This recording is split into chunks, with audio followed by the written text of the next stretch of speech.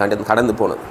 Corona டைமில் தான் 500 வருஷத்தை ஜெர்மனியில் கொண்டாடுறாங்க. 1517 அக்டோபர் 31 95 கோட்பாடுகளை விட்டன்பர்க் சர்ச்சில் அவர் ஆணி அடிக்கிறார். எல்லாரும் ஓடி வராங்க. நீங்கள் எல்லாம் படிச்சிருப்பீங்க.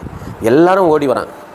ஒரு கருப்பினத்தை சேர்ந்தவர், அவருடைய தகப்பனார் ஒரு தொழிலாளி என்றோ ஒரு சுரங்க தொழிலாளியோ அல்லது அவர் ஒரு சிறந்த பிஸ்னஸ் மேன், அதாவது நல்ல வெல் செட்டில் பிஸ்னஸ் மேன் சொல்கிறாங்க, தொழிலாளின்னு சொல்கிறாங்க. 2 வெவ்வேறு பார்வைகள். ஆனால் அவருடைய தகப்பனுக்கு என்ன ஒரு ஆர்வம்னா, என்னுடைய மகன் சிறந்த வழக்கறிஞராக மாறணும், நல்ல ஒரு வழக்கறிஞராக மாறணும், நல்ல வக்கீலாக மாறணும் இந்த தேசத்தில். ஏன்னா அந்த காலத்தில் அவங்க பெருமையாக பார்க்கப்பட்ட காரியங்கள் என்னென்னா, ஒன்று வக்கீல் ஆகணும், இல்லைனா அரசில் ஏதாவது ஒரு பெரிய வேலையில் போகணும், இல்லை என்றால் அவர்கள் ஆர்மிலையோ இல்லை ஒரு பெரிய அளவு பிஸ்னஸில் ஆகி செட்டில் ஆகணும். ஆனால் மார்ட்டின் லூத்தருக்கு அழைத்த ஆண்டவர் ஒரு வித்தியாசமான அழைப்பை உடையவராங்க. யாருமே யோசிக்காத ஒரு அழைப்பு, யாருமே நினைக்காத ஒரு அழைப்பு. அந்த காலத்தில் போப் லியோ வாழ்ந்த காலத்தில் மிகவும் சட்ட திட்டங்கள் கொடூரமான ஒரு காலம். எப்படின்னா, ஒரு ராஜாவே போப்பை எதிர்த்து பேசிட்டாருன்னா அந்த ராஜா மன்னிப்பு கேட்குறவரையும் நெருக்கடி கொடுக்கப்படும், இல்லை என்றால் அந்த ராஜாங்கமே கவிழ்க்கப்பட்டு அந்த ராஜா எரித்து கொல்லப்படுவார். அந்த அளவுக்கு இவர் ஒரு புனித பயணம் போகிறார். மார்ட்டின் லூத்தர் புனித பயணம். எங்கே புனித பயணம் போகிறாருன்னா, ரோமுக்கு போகிறார். 30 நாள் போய் தங்க போகிறார். 30 நாள் போய் அங்கே தங்கி பார்க்கும்போது அவருடைய மாட மாளிகைகளும் வசதிகளும் வாய்ப்புகளையும் அவர்கள் ஆடம்பரமான வாழ்க்கையை பார்த்துட்டு தூக்கமே இல்லையா 30 நாட்கள். அவர் எழுதியிருக்கார் 30 நாட்கள் தூங்கலையா. இங்கே அவர் அந்த அகஸ்டினியன் செமினரியில் படிக்கிறப்போ அவருக்கு ஏற்கனவே தூக்கம் கிடையாது. மார்ட்டின் லூத்தர் வாழ்க்கையில் நிறைய தூக்கமோ பெரிய காரியங்களோ அவர் சத்தியத்தை உணரும் வரைக்கும் நல்லா சாப்பிடவே இல்லையா, தூங்கவே இல்லையா. ஏன் இதை சொல்கிறேன்னா, 500 வருடங்கள் முன்பதாக வாழ்ந்த ஒரு பரிசுத்தவான் இன்றைக்கு இந்த வேதம் நம் கைகளில் வருவதற்காக ஆண்டவர் பயன்படுத்திய ஒரு மகத்துவமான மனிதர். ஹல்லேலூயா. ஒரு மகத்துவமான மனிதர். இவரை போல இதுவரையும் யாரும் எழும்பல. ஹல்லேலூயா.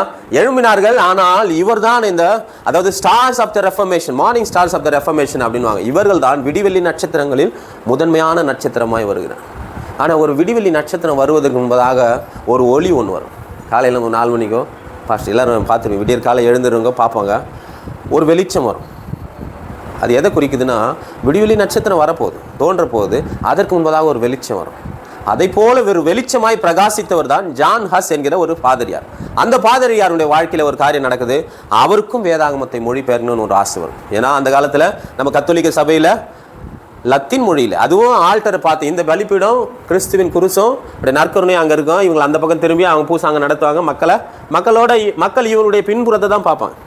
அப்போ அவங்க ஆண்டவரோடு ஒரு இணைப்போ ஒன்றும் கிடையாது. இங்கே பூசை நடத்துவாங்க மக்கள், அவர்களுக்கு சேர்ந்து. அந்த காலத்தில் எங்கள் அப்பாவும் சொல்லியிருக்காரு, அவரும் அந்த லத்தீன் மொழியில் தான் ரிப்ளையும் கொடுப்பாங்களாம். நான் சொல்கிறது 1950, 60களில். இப்போ தான் தமிழ் மொழி, ஆங்கிலம் சொல்லி நம்ம பிராந்திய மொழிகளில் நம்ம இந்தியாவில் இந்த பூசைகள்லாம் வைக்கிறாங்க. தமிழ் மொழியில் இப்பயும் வர வழியில் இந்த பூசைகள்லாம் வைக்கிறாங்க. ஆனால் அந்த காலத்தில் அதெல்லாம் கிடையாது, லத்தீன் மொழியில் தான். இன்றைக்கு இந்த வேதம் நம் கரங்களில் அவருடைய வாழ்க்கையில் ஒரு பெரிய காரியம் நடந்தது. எப்படின்னா, ஒரு நாள் இந்த அவருடைய வழக்குரைஞராக படிக்கிற அந்த பெரிய காலேஜில் இடம் கிடைக்குது. அதிலும் படிச்சுட்டே இருக்காரு. ஒரு நாள் அது கடைசி முறை சொன்னது போல் ஒரு பெரிய மழை வெள்ளம், ஒரு பெரிதான இடி அவரை தாக்குறது முன்பதாக முழுவதுமாய் பயந்து போன மார்ட்டின் லூத்தர் ஒரு ஜெபம் ஜெபிக்கிறார். என்னன்னா, ஆண்டவரே என்னை காப்பாற்று, நான் உமக்காய் வாழ. Thank you pastor. ஆண்டவரே என்னை நீர் காப்பாற்று, நான் உமக்காய் இனி வாழ்வேன் அப்படின்ற ஒரு பிரதிக்கினையம், அல்லது இது இப்படி தான் நான் உமக்காக நான் வாழ்வேன் என்ற ஒரு சத்தியத்தை வாக்குத்தத்தத்தை ஆண்டவர் செய்கிறார். அந்த மழையிலிருந்தும் கடுமையான அந்த வெளிச்சம், அந்த அந்த மின்னல் வெட்டு, இதெல்லாம் மற்றிலிருந்து அவர் காப்பாற்றப்பட்ட உடனே அவர் படிச்சிருக்கிற அந்த வக்கீல் இந்த காலேஜை விட்டுட்டு உடனே அவர் அகஸ்டினியன் துறவி மடத்திற்கு கடந்து போனவர். அங்கே அமைதியாக இருந்தாராம். அங்கே அவருக்கு தூக்கமே கிடையாது. கொஞ்சம் யோசிச்சு பாருங்கள். தூக்கம் இல்லாமல் நம்ம ஒரு சிலர் நம்மள இருந்திருப்போம். எதற்காக தூக்கம் இல்லாமல் இருந்தார்னா, இவர் எப்படியாவது ஒரு பரிசுத்த நிலையை அடையணுமா, அந்த பரிசுத்த நிலையை அடைந்து ஆண்டவரை அடையணும். அவருடைய எண்ணம், நான் பரிசுத்தமான லத்தீன் மொழியில் தான் இவங்க படிக்கிறாங்க. ஆனால் ஒரு நாள் அவர் அந்த பெரிய லைப்ரரியில் இவருடைய கைகளில் கிடைக்கிறது என்னவென்றால் லத்தீன் மொழியிலுடைய வேதாகமம். ஒரு நாளும் ஒரு காலமும் லத்தீன் முழுவதுமான வேதாகமோ ஒரு சாதாரண ஃபாதருக்கு கிடைக்கிறது கிடையாது. பகுதிகள் தான் கிடைக்கும், பகுதிகள் தான் வரும் போயிடும். ஆனால் ஒரு நாள் முழு வேதாகமம் கையில் மாட்டிச்சு. ஆண்டவர் மாட்ட வச்சார். அல்லேலூயா. அந்த மோசை எப்படி இந்த ஜனங்களை எப்படியாவது விடுவிக்கணும்னு சொல்லி காலடியை எடுத்து வைக்கிறாரு. ஆண்டவர் அவரை தான் பிடிக்கிறார். அல்லேலூயா. எப்படி அந்த ஆண்டவர் சொல்றாரு, மனிதர்கள் முன்பதாக என்னை அறிக்கையிடுகிறேன், என் பிதாவின் முன்பதாகவும் தூதர்கள் முன்பதாகவும் நான் அறிக்கையிடுகிறேன், என்னை மறுதளிக்கிறேன், நான் அவர்களுக்கு முன்பதாக நான் மறுதளிப்பேன். அல்லேலூயா. நம்ம என்னைக்காவது நம்முடைய முன்னோர்களோ ஒரு ஸ்டெப் எடுத்து வச்சிருப்பாங்க விசுவாசத்தில். ஒரு ஸ்டெப். என்னுடைய பாட்டியில் வந்து ஆண்டவரை அறியாதுங்க. ஒரு ஃபாதர் வந்து சொல்கிறாராம், இத்தனை குழந்தைங்க இறந்துட்டே இருக்கம்மா, இந்த ஆண்டவரை நீ ஏற்றுக்க மாட்டியா? அந்த ஆண்டவரெலாம் ஏற்றுக்கிற வேலையை பாருங்கள், நீங்கள் போகலாம் அப்படின்னா. நீங்கள் போகலாம். வெளிநாட்டிலேருந்து வந்து ஒரு துறவி போகலாம் அப்படின்னா. ஆனால் தினந்தோறும் அவர் விடவே இல்லை. தினந்தோறும் வந்து நின்று சிலுவை போட்டு ஜெபம் பண்ணிட்டு போயிட்டே இருப்பார். ஒவ்வொரு வீடாக ஜெபம் பண்ணிட்டு போயிட்டே இருக்கும். இந்த குழந்தை உயிரோடு இருந்தது, நான் நீ சபைக்கு வந்து சேர்ந்துருன்னு அவர் தெரிஞ்ச தமிழில் சொல்லி போயிருக்கார். வந்து சேர்ந்துடணும், அதெல்லாம் உயிரோடு இருந்தால் பார்த்துக்கலாம் அப்படின்னு. 1 வருஷம் ஆச்சு, உயிரோடு இருந்தார். எல்லாத்தையும் தூக்கி எரிஞ்சிட்டு அப்படியே ஆண்டவருக்குள்ளே கடந்தோம். அல்லேலூயா. அப்படி ஒரே ஒருடைய வாழ்க்கை 23 பேரப்பிள்ளைகள் அவங்க பார்த்தாங்க. ஒரு பேரப்பிள்ளை கூட விபூதி அடிங்க, வேப்பலை அடிங்க, ஒன்றுமே இதுவரை செய்ய. எல்லாரும் ஏதோ ஆயிட்டு போகணுமா, ஏதாவது அடிங்க, ஏதாவது போடுங்க, ஏதாவது இது பண்ணுங்க, ஒன்றும் இல்லை. இயேசுவின் ரத்தம் ஜெயம் சிலுவை போடுவாங்க. படிப்பறிவே இல்லாதவங்க. அல்லேலூயா. படிப்பறிவே இல்லாதவங்க. எதுக்கு சொல்ல வந்தேன்னா, மார்ட்டின் லூத்தருடைய வாழ்க்கையில் அவர் கிடைக்கப்பட்ட ஒரு வேதாகம், அவருக்குள்ளான ஒரு அக்கினியை ஆண்டவர் வைத்தார். இவர் அக்கினியை பார்க்கிறாரு, மோசே அக்கினியை பார்க்கிறாரு, பற்றி எரியுது, அந்த தீச்சுளையின் போல எரியுது, அந்த தீப்பற்றி எரிகிற அந்த முச்செடியை பார்க்குறாரு. ஜனங்கள் அவ்வளோ கஷ்டப்படுறாங்க. இவருக்கு கிடைக்குது அக்கினியே ஒரு கையில் வந்துடுச்சு, பரலோகத்தின் அக்கினி. என் வார்த்தை அக்கினியாக இருக்கிறதா என்று சொல்ல கேட்குறாரு. என் வார்த்தை அக்கினியை போல சம்மட்டி எல்லாம் அக்கினியை போல இருக்கிறது. ஆண்டவருடைய வார்த்தை அவ்வளோ மகிமையுள்ள. 4ஆம் அதிகாரம் 12ஆம் வசனம் ஒரு முறை வாசிப்போம். எபிரேயர் 4:12. ஆண்டவருடைய வார்த்தை இருபுறமும் கருக்குள்ள பட்டை. அல்லேலூயா. வசனத்தை வாசிப்போம்.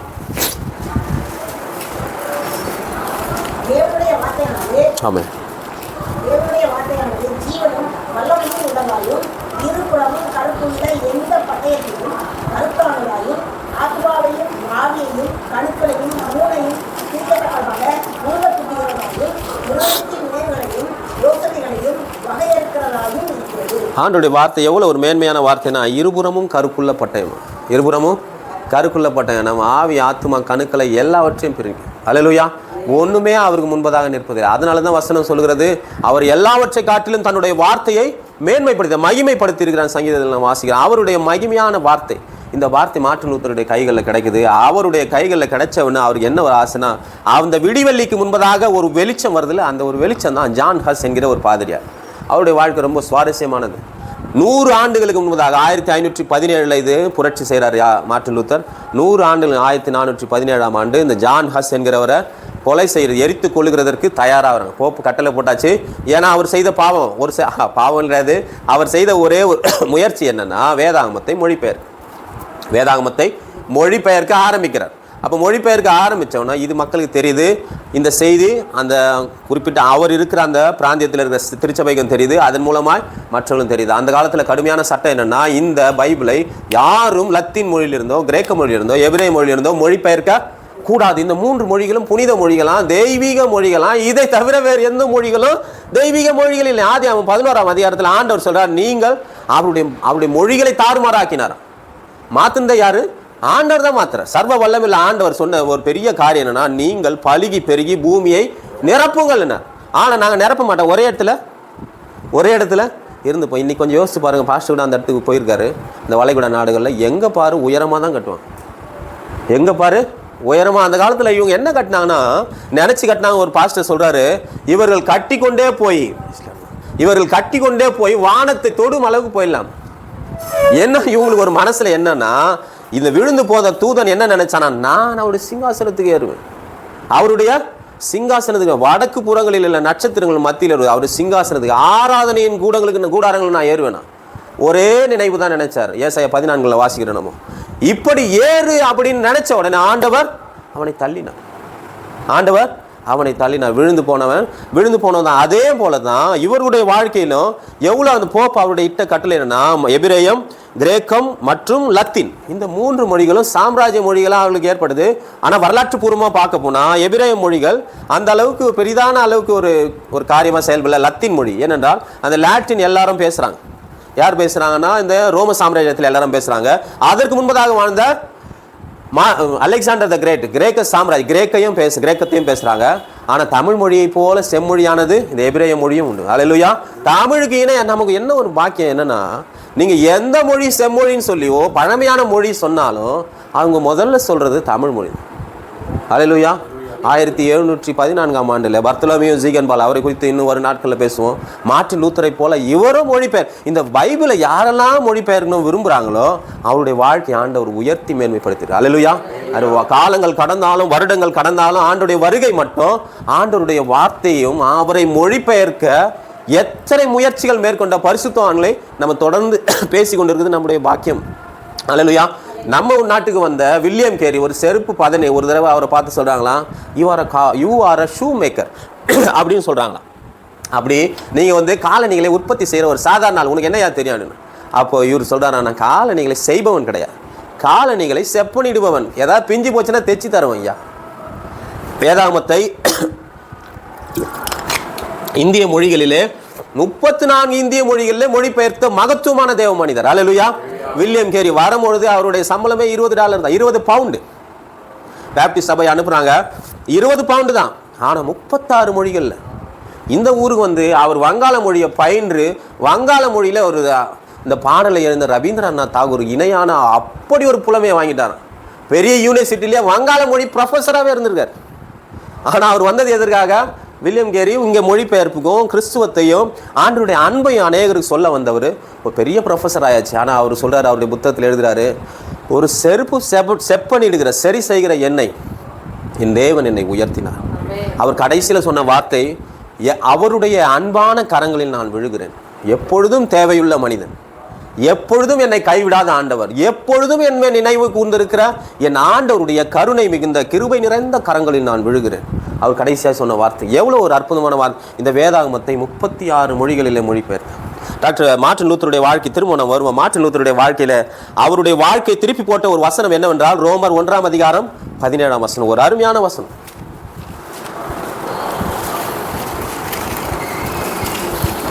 விசுவாசத்தினாலே நீதிமான் பிழைப்பான் என்று எழுதியிருக்கிறபடி விசுவாசத்தினால் உண்டாகும் தேவ நீதி விசுவாசத்திற்கு என்ற சுவிசேஷத்தினால் வெளிப்படுத்தப்படுகிறது. அல்லேலூயா. அவரை தொட்ட ஒரே வாக்கியம் என்னன்னா, விசுவாசத்தினாலே நீதிமான் பிழைப்பான். அவர் கிடைச்ச பைபிளை அவர் அப்படியே அபேஸ் பண்ணி படிக்க ஆரம்பிச்சப்போ சங்கீதம் 22 என் தேவனை ஏன் என்னை கைவிட்டேன்னு சொல்லிட்டு அதை படிக்கிறார். அதோடு சேர்த்து இந்த வசனம் வாசித்துட்டே வரும்போது இந்த வசனம் அவருக்கு ஸ்ட்ரைக் ஆகும். விசுவாசத்தினால் நீதிமான் பிழைப்பான். போப் 16ஆம் போப் லியோ சொல்கிறாரு, அந்த குறிப்பிட்ட நகரத்தில் ரோம திரும்பவும் கட்டமைக்கணும்னு சொல்லிட்டு பாவ சீட்டு விற்க ஆரம்பித்தாங்க. பாவ சீட்டுகளை விற்க ஆரம்பிக்கிறாங்க. இந்த காலகட்டத்தில் நம்ம பாவ விமோச்சனம் வாங்குறதுனா போய் ஃபாதர்கிட்ட அறிக்கைட்டால் போதும், ஒப்புரவு அருட்சாதனம் பெற்றால் போதும். ஆனால் அந்த காலத்தில் பாவ மன்னிப்பு சீட்டு பணம் கொடுத்து வாங்க. நம்ம யாரையும் குறையாவோ வரலாற்று நிகழ்ந்த காரியங்களை அதனுடைய தாறுமாறான காரியங்களை சரி செய்ய நினைத்த மகத்துவமான தேவ மனிதர் மார்ட்டின் லூத்தரை குறித்து நாம் பேசிக்கொண்டிருக்கிறோம். யாரையோ தரக்குறைவாகவோ இல்லை மற்ற காரியங்கள். இப்போ இவருக்கு பாவ மன்னிப்பு சீட்டு காசு கொடுத்து வாங்கணும். இவருக்கு ஆண்டவர் ஸ்ட்ரைட்டாக அடித்த லைட் என்ன லைட்னா, நீ விசுவாசத்தினாலே நீதிமான் பிழைப்பான். அல்லேலூயா. விசுவாசத்தினால் நீ எந்த விசுவாசம்? அவர் மேல் வைக்கிற விசுவாசம். கல்வாரி சிலுவையின் ரத்தம் இந்த ரட்சிப்பு இலவசமானது. அது இயேசுவின் ரத்தத்தினால் கிடைக்கும் ரட்சிப்பு. அது பணம் கொடுத்தோ பணம் வாங்கியோ பணம் ஒரு இடத்துல கொடுத்தோ வேண்டிய நாம் அதை பெற்றுக்கொள்ள முடியாது. அது முழுமையாகவும் இலவசமானது. அல்லேலூயா. இந்த வார்த்தை கேட்ட உடனே போப்புனுடைய அவர் அமர்ந்திருந்த சிங்காசனம் ஆட ஆரம்பிச்சது. அல்லேலூயா. யார் அந்த மார்ட்டின் லூத்தர்? விட்டன்பர்கில் ஒரு அப்போ யார் அந்த மார்ட்டின் லூத்தர்? விட்டன்பர்கில் இருக்கிற ஒரு சாதாரண பாதிரியார், ஒரு கருப்பினத்தை சேர்ந்த ஒரு பாதிரியார். அதுக்கு முன்பதாக எழும்புகிற பெரிய பெரிய அந்த ஐரோப்பிய ஃபாதர்களெல்லாம் இவங்க கொன்று குவிச்சாச்சு. இவங்க கொன்று குவிச்சு அழிச்சாச்சு. ஆனால் இந்த இடத்துல ஒரு பெரிய மாற்றம் ஒன்று நடக்குது. மார்ட்டின் லூத்தருடைய வாழ்க்கையில் ஆண்டவர் அவர் கொடுத்த வாக்குத்தத்தம் என்னன்னா, நான் உன்னை சாகாமல் பாதுகாப்பேன். அல்லேலூயா. நான் உன்னை சாகாமல் பாதுகாப்பேன்னு சொன்னார். ஃபாதர் பெர்க்மன்ஸுக்கு ஆண்டவர் கொடுத்த வாக்கு அதுதான். எத்தனையோ முறை அவரை கொலை செய்ய முயற்சி செஞ்சாங்க. அவருக்கு முன்பதாக வந்த எத்தனையோ ஃபாதர்களும் கதை நமக்கு தெரியாது. அதிலே இருக்கிறவங்க நீங்கள் போய் கேட்டிங்கன்னா நம்ம தெளிவாக சொல்லுவாங்க. ஃபாதர் பெர்க்மன்ஸ் எத்தனையோ முயற்சி செய்து முயற்சிகள் பலன் அளிக்கலன்னு சொல்லிட்டு ஃபாதரை விடுதலையாகவே விட்டாங்க. ஒன்றுமே பண்ண முடியல. அல்லேலூயா. ஏனென்றால் 20ஆம் அதிகாரம் 11ஆம் வசனம் எரேமியா புத்தகத்தில் கர்த்தரோ பயங்கரமான பராக்கிரமசாலியாய் என்னோடு இருக்கிறார், ஒரு யுத்த வீரனை போல நான் இருக்கிறேன்னு சொல்றாராம். யுத்த வீரன் ஒரு பெரிய பாடி கார்டு நினைக்கிறோம் நம்ம. ஆனா இப்ப இருக்கிற பாடி கார்டுலாம் வெளியே ஆயுதங்களை 47 தான் வச்சிருக்கான். ஆனா அப்போ ஆண்டவருடைய வார்த்தை சொல்லுகிறது, எரேமியா சொல்றாரு கர்த்தரோ பயங்கரமான பராக்கிரமசாலியாய், பயங்கரமான பராக்கிரமசாலியா. அப்படின்னா அந்த பயங்கரமான பராக்கிரமசாலியை தாண்டிகளை கிட்டையே வர முடியாது. ஹல்லேலூயா. ஏனென்றால் இவர்கள் யாருக்காக இந்த முந்தி ஒரு அடி எடுத்து வைக்கிறாங்கன்னா சத்தியத்திற்காக வைக்கிறார். மார்ட்டின் லூத்தர் கடைசி தன் மரண தருவாய் வரைக்கும் அவருடைய மொழி தாய்மொழியான கிரேக்க மொழி ஜெர்மானிய மொழியிலே கடைசி வரையும் அதை மொழிபெயர்த்து கொண்டு மொழியாக்கத்தை மேம்படுத்தி கொண்டு இருந்தார். அதை டிரான்ஸ்லேட் மட்டும் பண்ணல, அதை இன்னும் எம்பசைஸ் பண்ணி சிறப்பாக இதை டிரான்ஸ்லேட் பண்ணுறார். ஹல்லேலூயா. அவர் இன்னைக்கும் மார்ட்டின் லூத்தர் எழுதி வச்ச புத்தகங்களையும் அவர் டிரான்ஸ்லேட் பண்ண பைபிளையும் இன்னும் யாராலும் புரிஞ்சிக்க முடியல. அவர் பயன்படுத்தின வார்த்தைகள் இன்றைக்கும் அது பல பல்கலைக்கழகங்களில் பெரிய தியாலஜி படிக்கிறவங்களாம் மார்ட்டின் லூத்தருடைய தியாலஜி தான் படித்தாங்க. ஹல்லேலூயா. ஒரு சாதாரண பாதிரியார். ஆனால் ஆண்டவர் அவரை அழைத்த விதம் மிகவும் வித்தியாசமானது. அவங்க அப்பா ரொம்ப அப்செட் ஆகிறாராம். எதுக்காக அப்செட் ஆகிறாரு? நான் உன்னை படிக்க வச்சதே வக்கீலாகி நல்ல நீ பெரிய ஆளாகும், என்ன மாதிரி சுரங்க தொழிலாளியோ அவளை கட்டி மேய்க்கிற காரியம் உனக்கு வேண்டாம், நீ ஒரு சிறந்த படிப்பாளியா, ஒரு மேன்மை நிறைந்த மனிதனை, ஒரு அரசு வேலையில் பெரிய ஆளாக இருப்பேன்னு பார்த்தா போய் அந்த ஃபாதராவா. ஆனால் ஆண்டவர் அவரை அழைத்த விதம் பெரிதன். ஹல்லேலூயா. பெரிதான ஒரு காரியத்துக்காக அழைக்கிறார், சாதாரண காரியத்துக்காக. 500 வருடங்கள் கழிந்தது. இன்றைக்கு மார்ட்டின் லூத்தரை குறித்து நான் பேசுகிறேன். ஏனென்றால் அவரை அழைத்த ஆண்டவர் உண்மையுள்ளவராக இருக்கிறார், உயிருள்ளவராக இருக்கிறார். ஏனென்றால் அதே ஆண்டவரை தான் நாம் வணங்குறோம். ஆனால் அவர் தைரியமாய் ஒரு காலடி எடுத்து வைக்கிறார். இவர் அந்த மொழிபெயர்ப்பு 95 கோட்பாடுகளை அந்த விட்டன்பர்க் சர்ச்சில் மறுநாள் அனைத்து புனிதர்கள் தினம் நவம்பர் 1ஆம் தேதி 2ஆம் தேதி அனைத்து ஆன்மாக்களின் தினம். இவ்வளோ மேன்மையான அந்த அவர்களுக்கு அந்த திருச்சபையில் இருக்கிற மக்களுக்கு மொத்த நாடுகளும் அங்கே சேர்ந்து வருவான் விட்டன்பர்க் சர்ச்சில். ஆல் செயின்ஸ் டேவை கொண்டாடுறதுக்காகவே விட்டன்பர்க் சர்ச்சில் அவ்வளோ மக்கள், மக்கள் கூடுவாங்க, லட்சமாக மக்கள் கூடுவாங்களாம். எல்லாரும் வெவ்வேறு மொழியினே பேசுகிறோம். உடனே இவர் அடிக்கும் போதே எவ்வளோ யங்ஸ்டர்ஸ் ஃபாதருங்க உடனே அது அவரவர் மொழிகளில் மொழிபெயர்த்தாங்களா. ஹல்லேலூயா. அப்போஸ்தலர் நடவடிக்கைகள் 2ஆம் அதிகாரத்திலே அவர்கள் வேறு மொழிகளை, அந்நிய பாஷை, அந்நிய மொழிகளை, வேற்று மொழிகளை பேசும்பொழுது இவர்கள் தேவனுடைய மகத்துவங்களை நம்முடைய மொழிகளிலே பேச கேட்கிறோமே அப்படின்னு சொல்லி வந்திருந்த 17 நாடுகளை சார்ந்த மக்கள், 17 நாடுகளை சார்ந்த மக்கள் அந்த 2ஆம் அதிகாரத்தில் நீங்கள் வாசித்தா உங்களுக்கு கரெக்டாக வந்துடும். அதில் இத்தனை அப்போஸ்தலர் நடவடிக்கைகள் 2ஆம் அதிகாரத்தில் இத்தனை மக்களும் இனங்களும் நாடுகளும் கூடி இருக்கிற நேரத்தில் இவர்கள் தேவனுடைய மகத்துவங்களை நம்முடைய தாய்மொழியில் பேசுகிறதை கேட்கிறோமேன்னு சொல்லிட்டு இவர்கள் ஆச்சரியப்படுறாங்க. உடனே இதே போலதான் ஒரு சம்பவம் நடக்குது. 500 வருடங்கள் முன்பதாக விட்டன்பர்க் சர்ச்சில் இவர் அடிக்க எழுதி கொண்டு வந்து அடித்த உடனே எல்லாரும் மொழிபெயர்க்கிறாங்க. மொழிபெயர்த்து பிரிண்டிங் ப்ரெஸ்ல பேப்பரே காலியாச்சு. இது சத்தியம். நீங்கள் ஏதோ ஒன்று நீங்கள் கூகுளில் தேடி பார்க்கலாம், யூடியூப்பில் தேடி பார்க்கலாம், இல்லை வரலாற்று பழைய புத்தகங்களை நீங்கள் எங்கே போனாலும் தேடி பார்க்கலாம். இந்த காலத்துலாம் யூடியூப்லாம் வந்துருக்கு. அந்த காலத்து நாங்கள் படிக்கிற நேரத்தில் யூடியூப் கிடையாது. 25 வருஷத்துக்கு முன்னாடி யூடியூப் கிடையாது. ஒரே ஒரு செல்ஃபோன் மாத்திரம் ரிலையன்ஸ் கம்பெனி கொடுத்தேன், பேசிக்கலாம். ஒரே ஒரு செல்ஃபோன். நெட்டும் கூட 56 kbps தான் ஒர்க் ஆகும். அன்றைக்கி ஒரு சர்ச் பண்ணி அடுத்த நாள் வந்து அதை பார்க்கலாம். அப்போ தான் அது அங்கே இருக்கும். இப்போ இப்படி தட்டின ஒன்று எல்லாமே கையில் வந்துடும். ஹல்லேலூயா. எவ்வளோ வேகமாக போனாலும், எவ்வளோ வேகமாக டெக்னாலஜி வளர்ந்தாலும் இந்த வார்த்தைக்கு இணையானது ஒன்றும் இல்லை.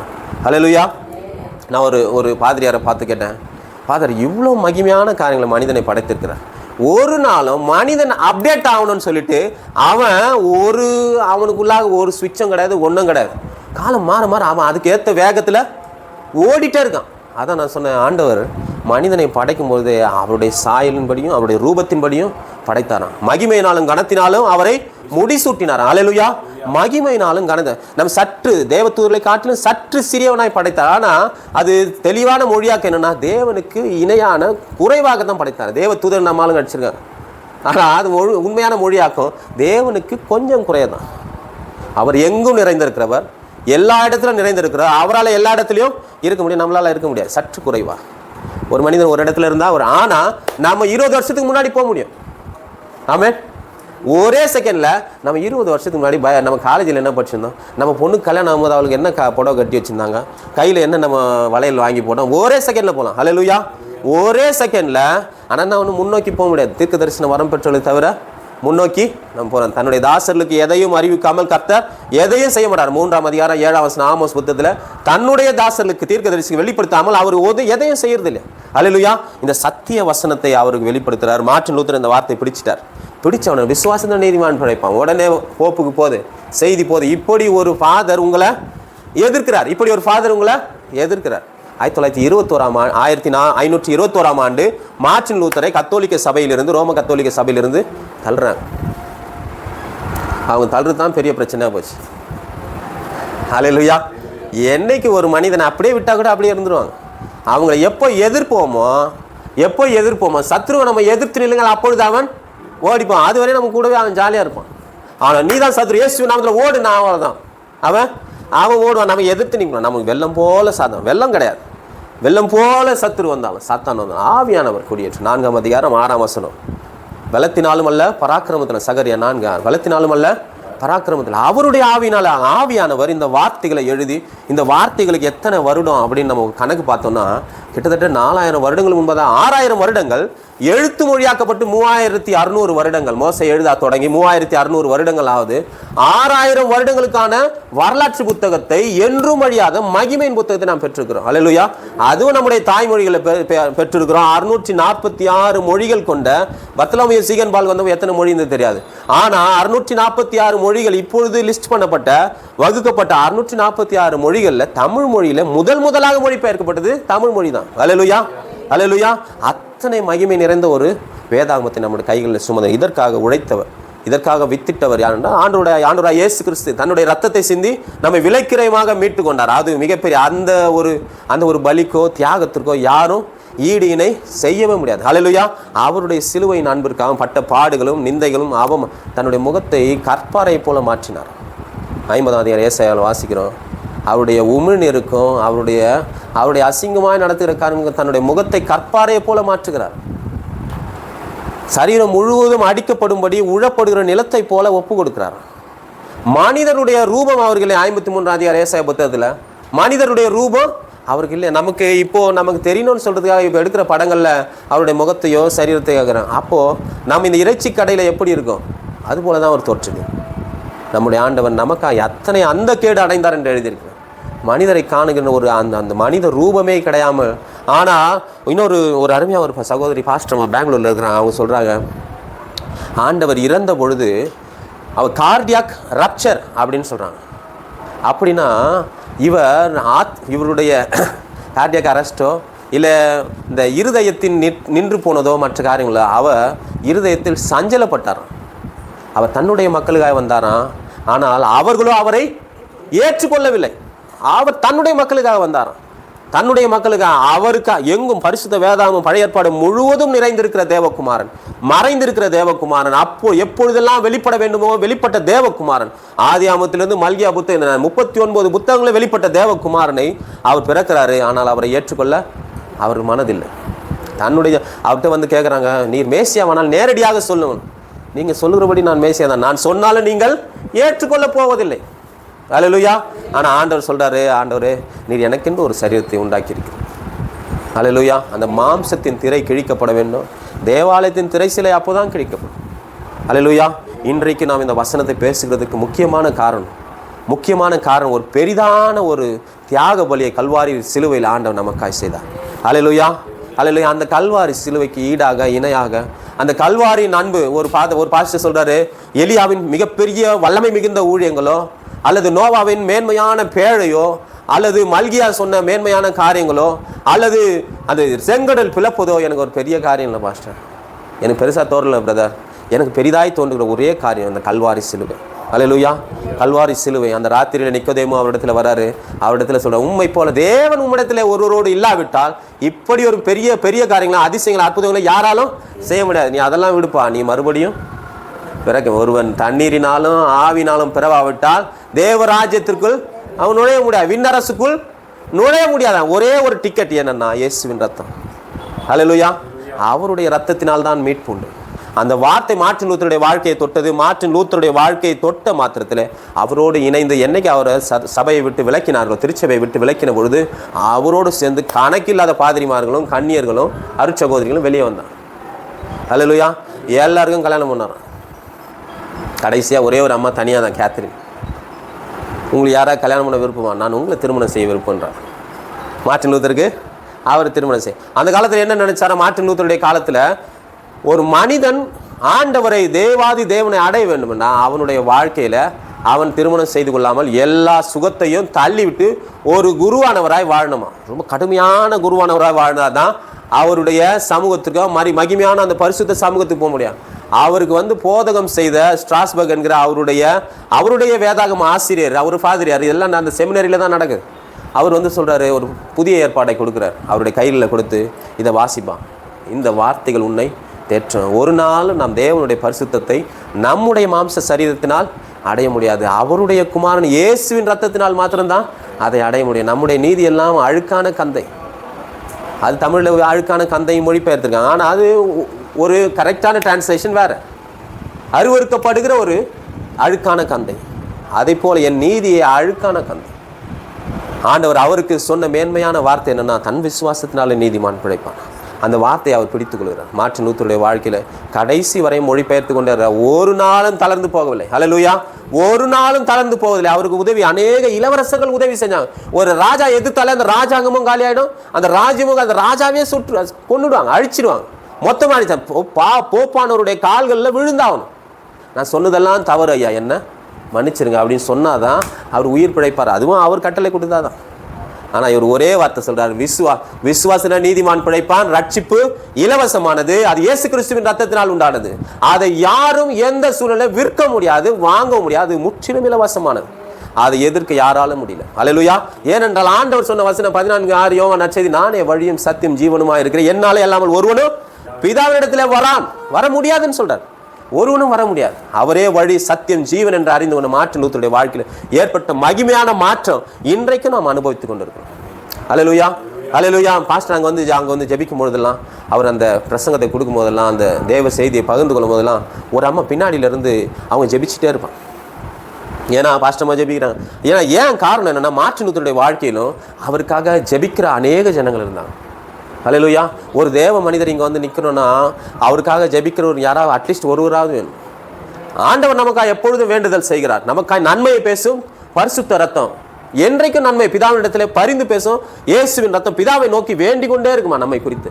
அதற்கு மேலாக பவுல் சொல்றது போல ஒருவருக்கு ஒருவராக நீங்கள் ஒருவருக்கு ஒருவர் வேண்டிக் கொள்ளுங்கள். பேதுரும் அதை தான் சொல்றாரு, ஒருவருக்கு ஒருவர் பாரத் நீங்கள் சுமந்த இப்படியே தேவனுடைய நீதியை நிறைவேற்றும் பவுல் சொல்றாரு. இப்படியே ஒவ்வொரு அப்போஸ்தலரும் சொல்றாங்க. என்ன சொல்றாங்கன்னா, ஒருவருக்கு ஒருவராய் ஜெபியுங்கள், ஒருவருக்கு ஒருவர் ஜெபியுங்கள். ஏன் ஜெபிங்க? நான் காலையில் தான் ஒரு பாஸ்டரோட பேசினது, ஒருவருக்கு ஒருவர் ஜெபியுங்கள் சொல்றதுக்கான ஒரு காரியம் இப்படி கூட இருக்கலாம். அவர்களை எப்பொழுதும் நினைவு கொண்டு அவருடைய பெயரை ஆண்டவரிடத்தில் சொல்லும். அல்லேலூயா. அது யாருடைய வேலைனா, ஆண்டவர் செய்கிற வேலை அவரோடு நாம் இணைகிறோம். ஆனால் அவர் செய்கிற வேலையை நம்ம செய்ய முடியாது. அவர் செய்கிற அந்த ஒரு இன்டர்செக்ஷன், அதாவது நமக்காக பரிந்து பேசுகிறது ஆண்டவர் மாத்திரம் தான் பரிந்து பேசுவார். ஆனால் நாம் அவர்களுக்காக வேண்ட முடியும்.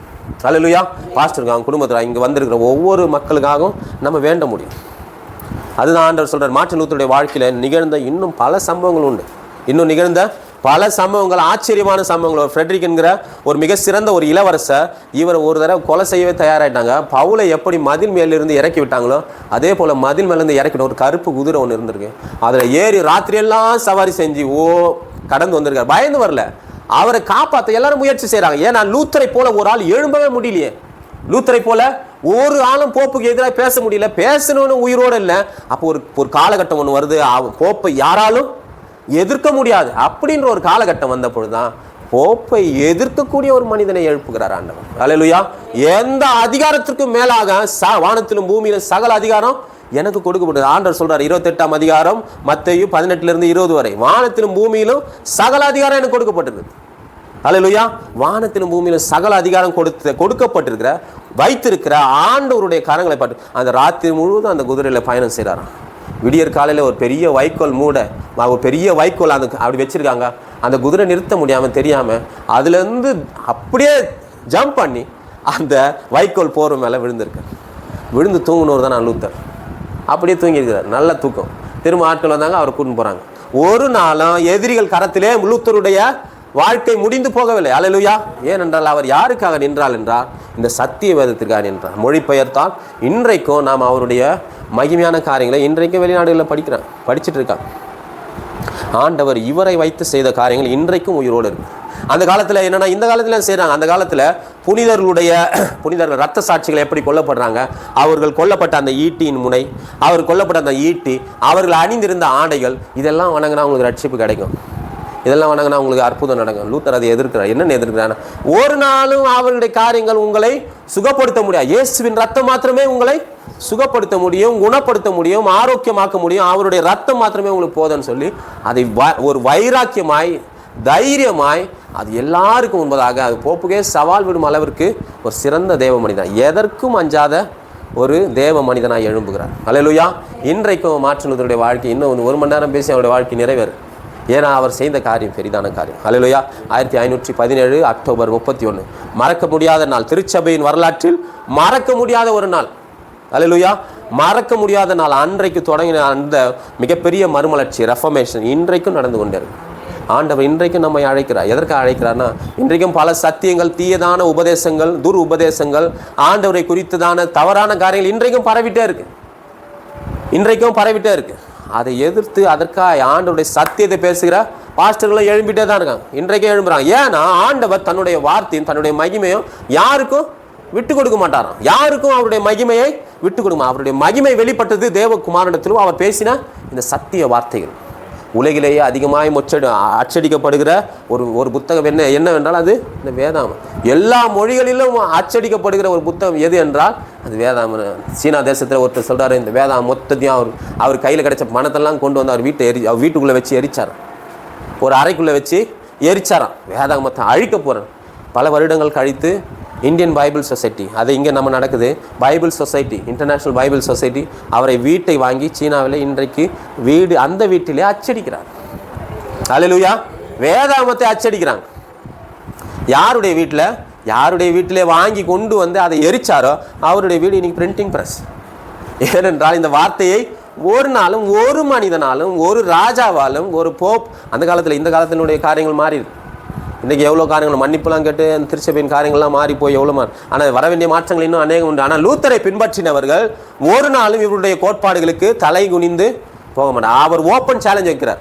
திறந்த சவால். என்னன்னா, அவர் வைக்கிற சவாலை ஒருவரும் கடைசி வரைக்கும் எதிர்க்க முடியவில்லை. கடைசியாக ஒரு வாய்ப்பு தராங்க. டெட்சல் என்கிற போப்பினுடைய நேரடி செக்ரட்டரி அவர் சொல்கிறாராம், லூத்தர் அவர்களே, நீங்கள் பேசின அந்த வார்த்தைகளை திரும்பவும் வாங்கிக்கிட்டீங்கன்னா, பெற்றுக்கொண்டீர்கள் என்றால் நீங்கள் உயிர் வாழ்வீர்கள், இல்லை என்றால் நீங்கள் கொல்லப்படுவீர்கள். அப்போ சொல்றாரு, நான் சொன்னதுதான், நான் சொன்னது என்னுடைய வார்த்தைகள், இது ஆண்டவருடைய வார்த்தை, இது எல்லாம் தேவனுடைய வேதாகமத்திலிருந்து எடுக்கப்பட்டது.